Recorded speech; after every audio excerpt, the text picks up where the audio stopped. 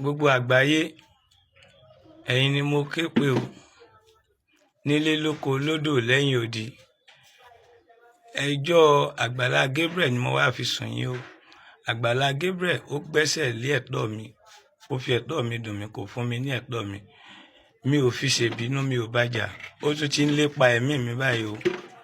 Àgbàlá Gabriel ó ti ń lépa ẹ̀mí mi báyìí o.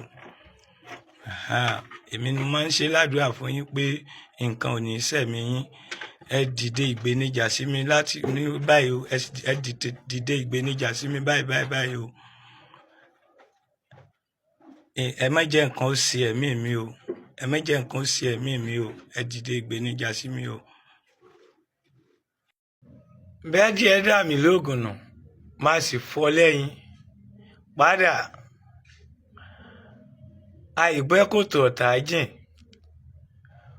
Wọ́n dìtẹ̀ ànábì Muhammad jọ́sí. Ó rawọ́ ẹ̀bẹ̀ sí Elédùmarè ọba fún wọn ni. Wọ́n kan Jésù mọ́ igi àgbélébù lọ́jọ́sí. Ó rawọ́ ẹ̀bẹ̀ sí Elédùmarè fún wọn ni. Ìkìlọ̀ mi rèé fún gbogbo ẹ̀dá tó ń dijú mọ́rí fi eyín já iṣẹ́ ẹran. Béèyàn ò bá rí iṣẹ́ ẹran jáńkọ́, ata ọbẹ̀ tó ń bẹ lára iṣẹ́ ẹran, a sì ba aṣọ àlà tí ń bẹ lọ́rùn jẹ́.